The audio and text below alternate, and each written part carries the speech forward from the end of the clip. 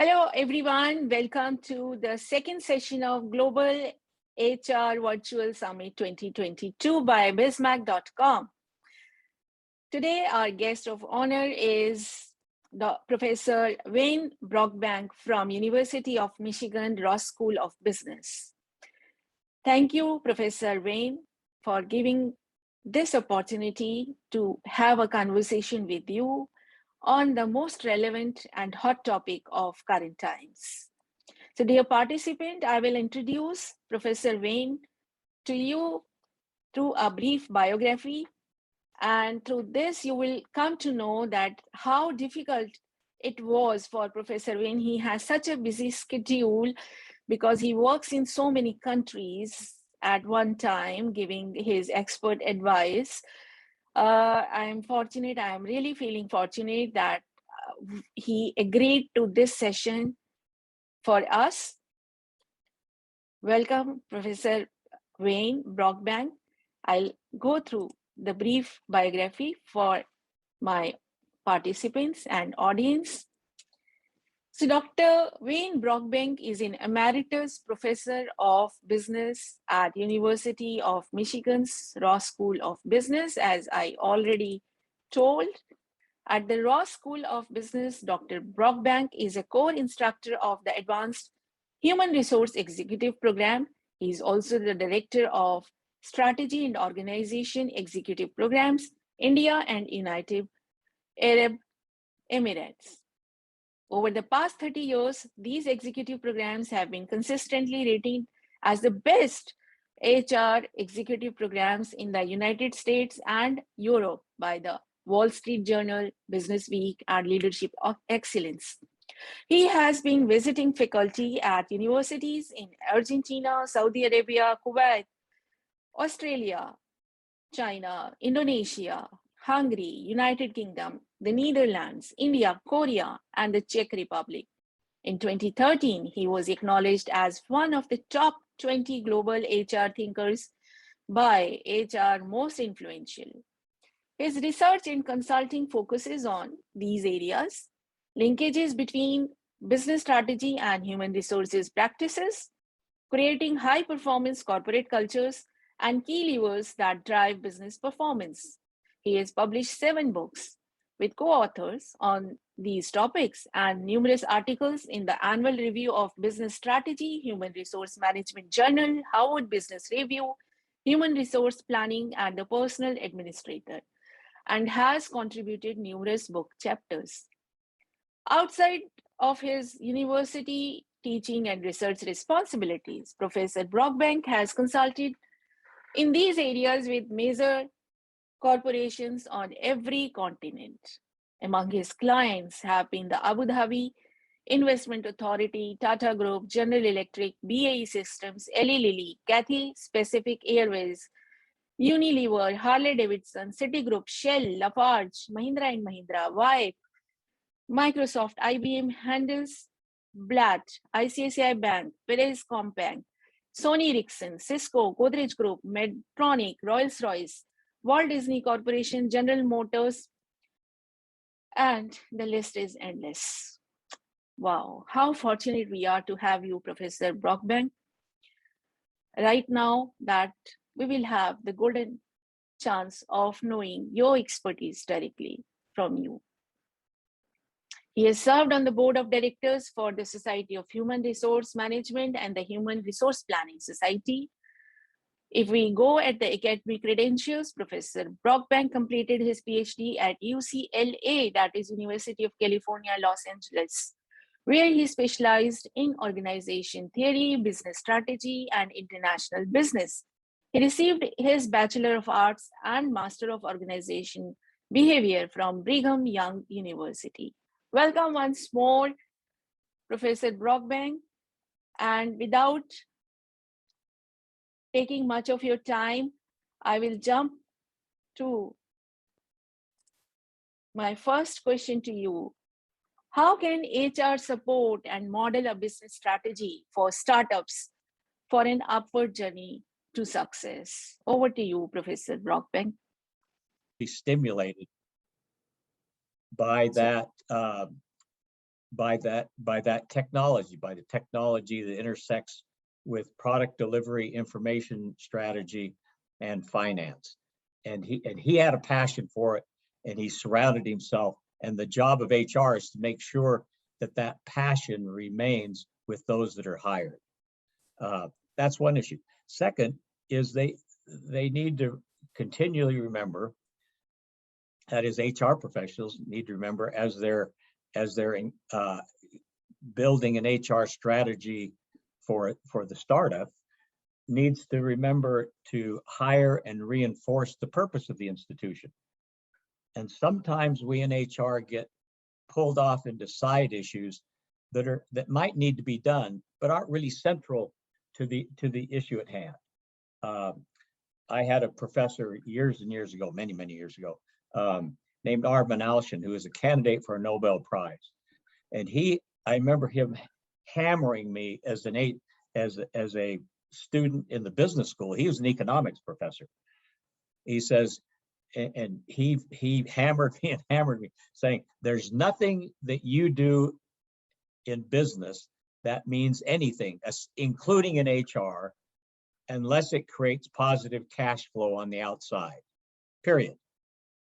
So you need to understand what the company needs to do to create positive cash flow, because if that doesn't happen, the company will fail, and all your employee engagement, all you're making people feel good, nothing else you do on the inside matters unless it creates that positive cash flow. And sometimes we in HR forget that. We get involved in our processes, our structures, our policies, our practices. You've all heard the statement, why do we hate HR? It's because we fall in love with all that stuff instead of what the business requires to be successful. The most important thing that HR professionals can do for their employees is to make sure the company succeeds. It's not making them happy at work, because they can be happy at work, but if the company fails and they don't have a job, then they're not going to be very happy at work, because they aren't going to be at work. And second, all kinds of really bad things happen to people who are unemployed. And India knows that as well as any country in the world. So our primary responsibility is to make sure that our HR policies connect directly with the value proposition and the position and the purpose of the firm, period. And not to get pulled off into stuff that's kind of nice to do, but is not central for success. Obviously, the last, then I'll maybe a couple more. Another thing that needs to be done is that obviously HR professionals need to encourage the employees to have skin in the game.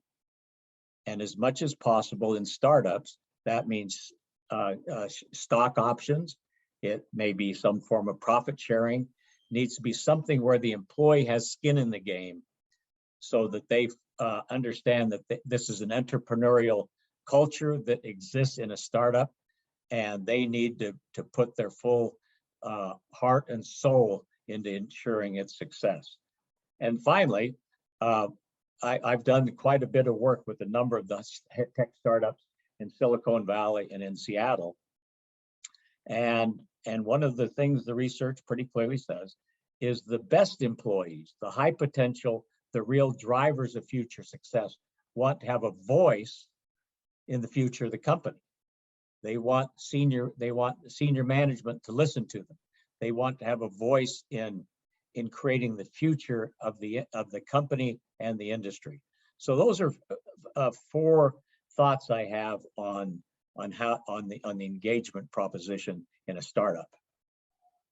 That's great information and knowledge. So, Professor, let us know how HR role is changed in current times.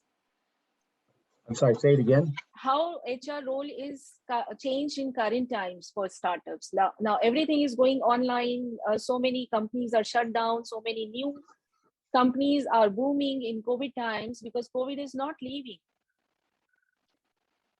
Well, yeah, and it has been a tragic time for so many people. I've lost some best friends, and I'm sure almost anybody who lives in India has also lost close friends. So this has been a tragic time. From an HR perspective, I think there's three immediate agendas, obviously to keep people safe. Second is to get them capable, and part of being safe is number two, giving them the skills to work from home. That's what, I don't know where you are, but I'm in my home right now. 2 years ago, I would have been at the office at the university, but now I'm at home. So they need to obviously give people the skills, the know-how, which it drove, I don't know, drove you crazy, but drove me crazy during the early years of COVID, trying to figure out what button to press to make sure I don't disconnect from Zoom or MS Teams or whatever I might be using. So people had to be trained in that. And, but we spent enormous amount, HR spent enormous amount of time and effort on those two issues, the health of the employees and their ability to stay healthy by working remotely. Not my biggest concern, that is my biggest concern, is the health and well-being of our people. But the second issue is, over the long run, more important, because making sure your people are healthy and that they have the ability to work remotely, that's a good thing. But I don't know, high performing companies and badly performing companies all are figuring that out. They know how to keep their people healthy. They're almost every company now has figured out how to work remotely. So we have to do that, but we have to also recognize that even though we spend a lot of time and effort on those two agendas, there's no competitive advantage there, because everybody can do it. So we need to keep in mind that that the fundamentals of business remain the same. That is, how do we design, manufacture, and deliver products and services that are better than the competition? And while we need to keep our fingers on the pulse of the health and well-being of our people, we also need to think about the long-term success of the firm by ensuring that we constantly focus our intellectual efforts within HR on creating a company that succeeds better than the competition. And that means making customers by doing our activities within our firm so well that customers want to buy from us instead of from our competitors. It's that simple. And sometimes in HR, we get spun off into side issues and we forget that fundamental proposition. So that's, let me give an example. I was trying to remember this morning how long ago it was. I think it must have been, almost 20 years ago, when there was this huge flood. You remember when the waves came into Mumbai and broke over the wave barriers in Mumbai, and the airport was flooded and the main streets in Mumbai were flooded. I don't know if you remember that. Maybe you're not old enough to remember that. I can remember that. And I was on my way to the airport that day, and the driver had the instinct to say, you're not going to fly out today. There's too much flooding. And he drove me quickly back and I think I got one of the last rooms that was available on the boardwalk there in Mumbai. And after I got settled in, I went downstairs, and there were 4 individuals who were 4 of the 7 founding members of a firm that I'm not going to give the name, but anyway. And they were there, and they recognized me, and they asked me to come over and join. And they were saying, we're having trouble keeping the entrepreneurial spirit alive, the startup spirit alive. I said, really? Well, tell me what the starting spirit of what the entrepreneurial spirit was of the startup. And they said, well, it's clear. In the first few engagements we had, people were working 14, 16, 18 hours a day, 7 days a week. They were totally focused on doing whatever's required to make their customers happy. They would sleep in the customers, on the floor of the customers' offices. They would they were totally focused on sacrificing whatever was required. Work-life balance was a joke. There was no work-life balance. We were focused on doing whatever's required to meet our customers' requirements. I said, oh, okay, really? So today, so you feel like you're losing that. So tell me what you're offering new employee hires today. Oh, we're hiring a beautiful campus, and where they can get their meals easily anywhere on the campus. They can have their laundry brought to work, and we'll do it there. We want them to be happy at work. We want them to have we want them to be very satisfied with coming to work and being happy and enjoying their time. Now wait, so you're telling me what made you successful was long, hard, brutal hours, and what you're hiring today is people that want to have the ease of bringing their laundry to work and not having to drive home to develop. So what's the, and they said, oh, this is really interesting. So we're hiring people that are inconsistent with the work that we needed to have that made us successful in the first place. Just kind of an interesting anecdote. Sometimes we in HR think that our job is to make people happy. It's not. It's to help the company to be productive. Correct. Yeah, that's a big myth busted, actually. You are right. So since your primary work, as I was going through your work, is to develop business strategy and enable HR to work on those business strategy to help company to be more efficient. Am I right, Professor? Yeah, that's right. There's two approaches to strategy. One, whether you start from the outside in, and bring the market logic into the firm and develop the firm based upon a market focus. That's Jeff Bezos, Amazon said, you know, once we understand a market opportunity, we'll create the internal capabilities. The other approach is to understand your capabilities and go out and look for market opportunities. So there's two approaches. One's outside in, the other one starts with the inside and looks out. 3M has this great culture of developing innovation. So it creates products and then goes out and looks for markets for it. That's where Post-it notes come from.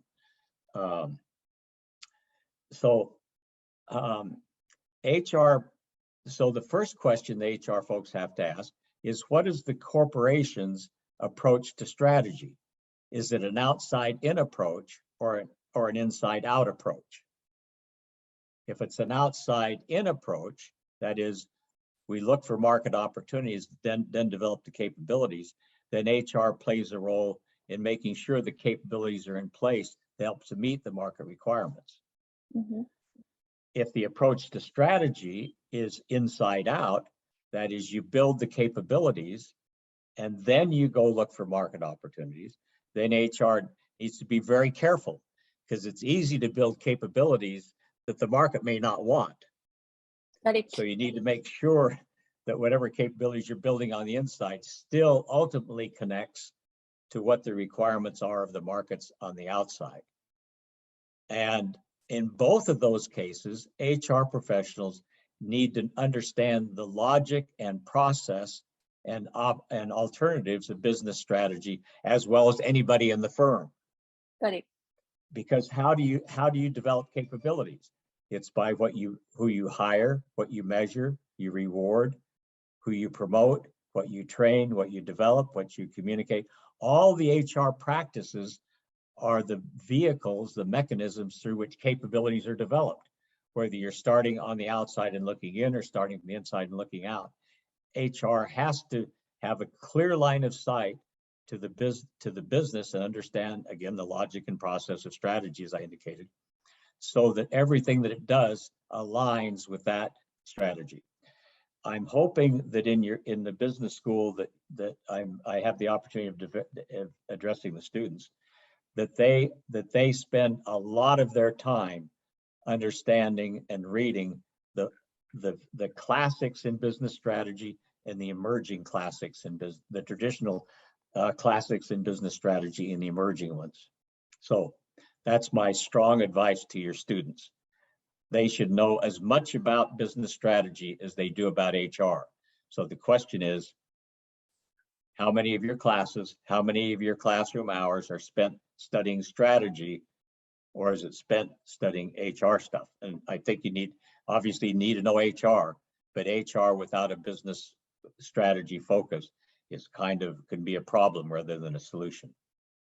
So, Professor, on that note, I was talking to a few of my friends, and some of them turned out to be like, it was a new group meeting, and I was meeting new people, and 2 and 3 of them turned out to be HR professionals at a very senior level in some of the reputed companies.